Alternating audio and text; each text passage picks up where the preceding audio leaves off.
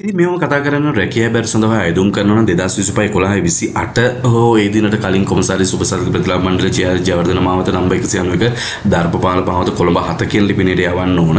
ඉතින් මේ සඳහා අවශ්‍ය වෙන අයදුම් පත්‍රය වලට ගන්න පුළුවන් මේ තියෙන අයදුම් පත්‍රය මෙතන කිහිපයක්ම තියෙනවා. මේ ඔයාට ගැලපෙන හරියන අයදුම් පත්‍ර වල මෙතනින් තෝරා ගන්න පුළුවන්. ඔයා අයදුම් කරන තනතුර අනුව ඉතින් ඒක අනුව බලන්න පුළුවන්. ඉතින් ඩෙවලොප්මන්ට් ඔෆිසර්ස්ලා වගේ දානවා මේ තනතුර වලට ගන්න ඇප්ලිකේෂන් එක ගන්න පුළුවන්. ඉංග්‍රීසි සිංහල දෙමළ භාෂා ඔක්කොම අදාළව මේකේ තියෙනවා. ඉතින් මේකට අනිවාර්යයෙන්ම වම් කෙළවර ඉහළ කෙළවර ඉලුම් කර තනතුර පැහැදිලිව සඳහන් කළ යුතුයි කියලා ඔයාලට කියනවා. ඉතින් වැටුප සම්බන්ධ විශේෂයෙන් මේ කට්ටිය කියනවා MM13 වැටුප වලට යනවා 1,73,200ට රජය අනුමත වෙනත් දීමනා එකතු කරනවා. ඉතින් 2,00,000කට වඩා වැඩි වැටුපක් ගන්න පුළුවන්. MM11කටත් එහෙමයි 1,08,240ක් වෙනකම් වැටුපකට යන්න පුළුවන්. JM12 යටතේ 1,24,330ක් සහ MA3 යටතේ 94,980ක් වෙනකම් වාට වැටුප් යන්න පුළුවන්.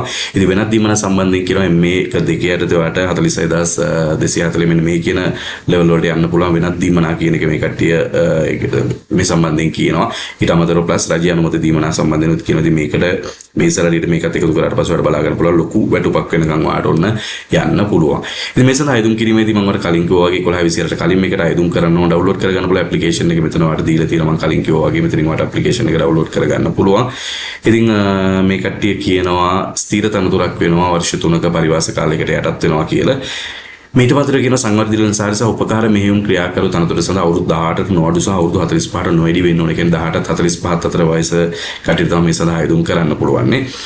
ඉතින් මේ තනතුර සඳහා අවශ්‍ය වෙන සුසුකම් සහ ඒවා සම්බන්ධයෙන් අපි කතා කරමු. උපකාර මෙහෙයුම් ක්‍රියාකරු මේක දෙකේ යටතේ තනතුරු තුනක් තියෙනවා ඕන. සිංහලෙන් දෙන්නෙකුයි සහ තමිල් මීඩියම් එක්කෙනෙක් ගන්න මේ සඳහා. ඉතින් මේ සඳහා ඔයාලට අයදුම් කරන්න කැමැත්තක් තියෙනවා නම් මේ සඳහා අයදුම් කිරීමේදී ඔයාලට මෙන්න මේ කියන සුසුකම් ටික තියෙන්න ඕනේ. විෂන් 4ක් සඳහා සම්මාන සාමාර සහිතව ඒකවල විෂන් 6කින් සමත් වෙලා තියෙනවා. ඒක 6 4ක් වාට තියෙන්න ඕන. සිංහල ඉංග්‍රීසි ගණිතය කියන භාෂාවල් වලට C තියෙන්න ඕන සහ අපොසොසස් පෙළ විභාගයේදී විෂයන් 3ක් විභාගයෙන් සමත් වෙලා තියෙනවා. ඒ කියන්නේ S 3ක් වාට තියෙන්නත් ඕන මේ සඳහා අයදුම් කරන්න නම්. ඉතින් අභ්‍යන්තර අපේක්ෂකයන් කියලා කියන දැනට රජයේ සේවයක් කරනවා නම් වාට අදාළ වෙන්නේ ඒක. ඊට අමතරව වගේ ඔන්න වැටුප් සම්බන්ධනොත් කියනවා මේක වාට බලා ගන්න පුළුවන් මේ කියන තනතුරට අයදුම් කරන උපකාර මෙහෙයුම් ක්‍රියාකරු තනතුරට. සංවර්ධන නිලධාරි තනතුර සඳහා බලමු. අපි සංවර්ධන නිලධාරි තනතුර සඳහා වාට ඔන්න තනතුරු 66ක් තියෙනවා කියනවා. ප්‍රධාන කාර්යාලය 16යි දිස්ත්‍රික් 90ක තියෙනවා. ඉතින් ලංකාව පුරාම තියෙන රැකියාවක් මේකත්. මේ සඳහා අයදුම් කරනවා ශ්‍රී ලංකා විශ්වවිද්‍යාල ප්‍රතිපාදන කොමිෂන් සභාවේ පිළිගත් සුදුසු විශේෂ සංයෝජනයක් සහිත උපාධියක් තියෙන්න ඕනේ. ඉතින් ඔන්න වාට උපාධියක් තියෙනවා නම් මේ සඳහා අයදුම් කරන්න පුළුවන්. වැටුප් සම්බන්ධිනුත් වාට මෙතන කියන කොච්චර විතර වැටුපක් ගන්න පුළුවන්ද කියලා මූලික වැටුපට දීමනා ටික එකතු කළාට පස්සේ ලොකු සැලරියක් මේකලත් ගන්න පුළුවන් වාට. ඉතින් මේ සඳහා වෙනත් සුසුකම් මුකුත් ඉල්ලන්නේ නැහැ. ඊට පස්සේ මෘදුකාංග සංවර්ධන එකට එක්කෙනෙක් ඉල්ලන්නේ මේ සඳහා වාට විශ්වවිද්‍යාල ප්‍රතිපාදන කොමිෂන් සභාවේ පිළිගත් උපාධියක් එමෙ නැත්නම් NVQ සහතිකයක් වාට තියෙන්න ඕන.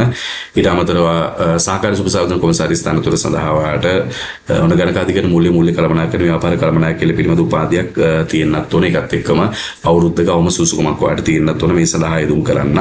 එහෙම නැත්නම් වාට වල්ලත් ආයතනික අතරමැදි කියන්නේ අන්තර්මාධ්‍ය විභාගයේ චාර්ටර්ඩ් වගේ ඉන්ටර්මීඩියට් පාස් වෙලා තියෙන්න ඕන මේ සඳහා අයදුම් කරන්න නම් මොන එකක් දීලා බලන්න මේකට කැමැත්තක් තියෙනවා. සහකාර සුබසාධක කොමසාරිස් එක තනතුරයි තියෙන්නේ.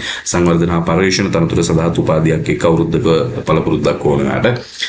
ඊට පස්සේ නියෝජ්‍ය සුබසාධන ප්‍රතිලාභ කොමසාරිස් තනතුර සඳහාත් ඔයාලට අවශ්‍ය වෙනවා ගිණුම් කරන මූල්‍ය කළමනාකරණ වාණිජ්‍ය ව්‍යාපාර දින සම්බන්ධයෙන් උපාධියක් එක්ක අදාළ ශාස්ත්‍රීය සුඛ අවමෝෂණ වසර 4ක පළපුරුද්දක් වාට ඕන වෙනවා කියලා කියනවා. එහෙම නැත්නම් චාර්ට් වගේ වල්ලත් ආයතනයක අන්තර්මාධ්‍ය විභාගයත් එක්ක අවුරුදු 4ක පළපුරුද්දක් වාට තියෙනවා. ඒක සඳහා අයදුම් කරන්න පුළුවන්. ඉතින් මේකේ තියෙන මුදල් කර්ම සම්පාදන සහ ආර්ථික සංවර්ධන අමාත්‍යාංශයේ තනතුරු පුරප්පාරු ටික තමයි.